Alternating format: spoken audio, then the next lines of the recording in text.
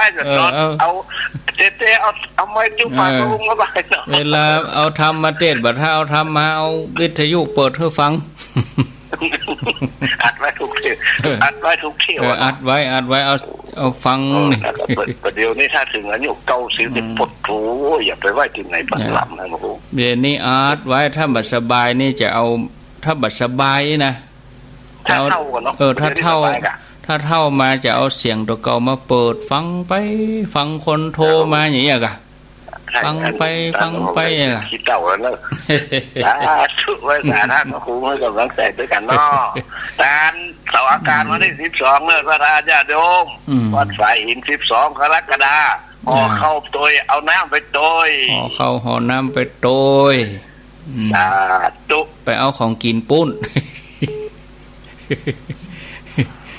เจริญปนเอาไว้สาน้องเบี้ยวครับเอาว่าจะได้น้องเบี้ยวกำลังจะไปกาดครับวันนี้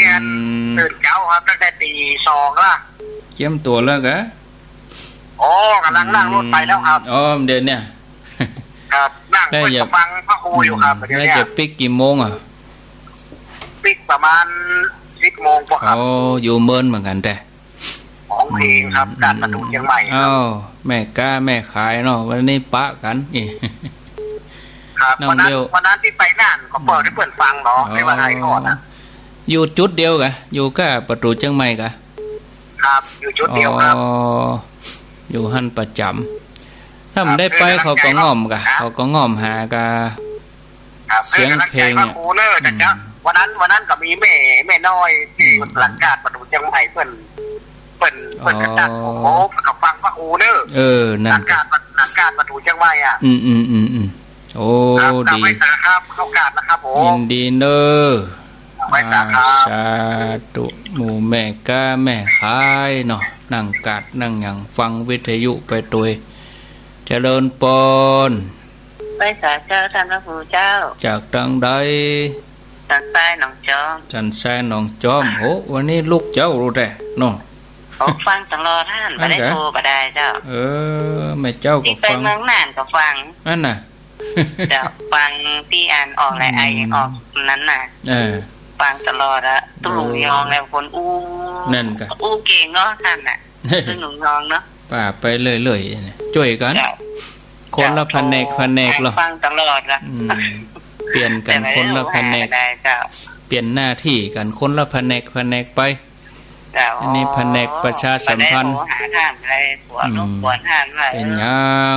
คนออกมาใส่ลูกสาวกันตู้เขาเพียกนะม่วนดีนี่อ่ะวัดใหม่ฮะก็ไปจุดประกายให้เปิ่นดอกอารามใหม่งามเนาะท่านเนาะท่านเศษดอกมาดูอ่ะงามวัดเปิ่นดีแล้วเนาะอนุโมทนาสาธุเอาตึก19ท่านก็เดี๋ยวจะพักแล้วก็เข้ารายการตี 5แถมกรรมตี 5ยังอยู่ด้วยกันนี่อยู่เนอะเพราะวันนี้วันการเนาะตี 104.5 อยู่ด้วยกันแถมชั่วโมงแล้วก็ตี 5ก็จะมีเครือข่ายแถมหลายคลื่นเนาะเจริญปนจากดังใดจากบันบักกอกเจ้าที่ไหนก็ก็บันทิศบันบักกอกเจ้าบักกอกประสางมันบักกอกประสางโหดีว่ะฟังขึ้นไหนบักกอกประสางฟังจังว่ามันเท่าปกติเจ้าเนาะฟังสถานีได้ออกกันสถานี103เนาะถ้าจะฟังแดนดินถิ่นล้านนา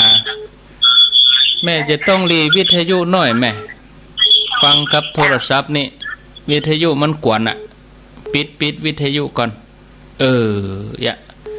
ฟังขึ้นไหน103กะเจ้า103เจ้าถ้าจะแดนดินถิ่นล้านนาได้ยินชัดดีถ้าว่าตีห้าถ้าบ่ชัดก็แหมสักกรรมก็ไหลไปบ้านทุ่งเรดิโอ89.5 ตี 5ไปถึง 6 โมงเนาะ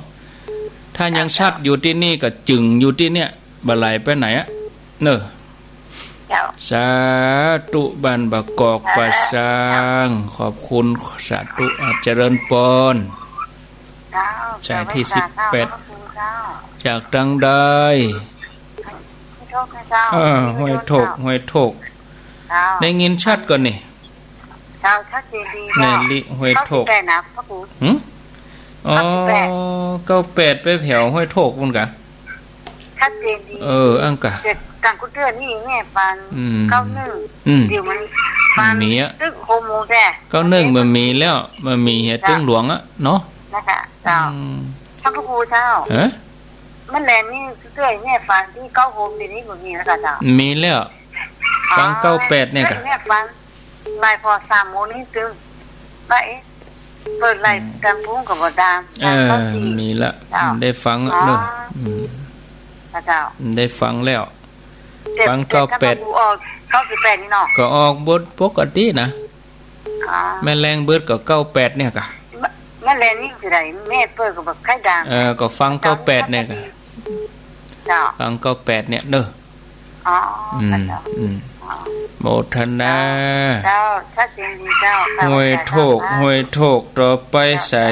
19สุดท้ายเจริญปอนสุดท้ายจากดังใดเก้าก็แสที่19ฮะมันแช่ซ่อนแจ่ซ่อนหมู่1เรียกบ้านที่เจ้าบ้านที่กะเจ้าบ้านที่ละปูนเนาะบ้านที่อยู่วิยาบะฟังสถานีไหนตัดนี่เราฟังสถานีได้104.5ที่วัดฝายหินนี่เนาะเจ้าอนุโมทนาเนอะสาธุเอาลาไปก่อนโทรบัดตันจะไปน้อยใจเอาไว้แห่มช่วงหนึ่งอาตมาลาไปก่อนพักก่อนกระเดียวก้อยปะกัน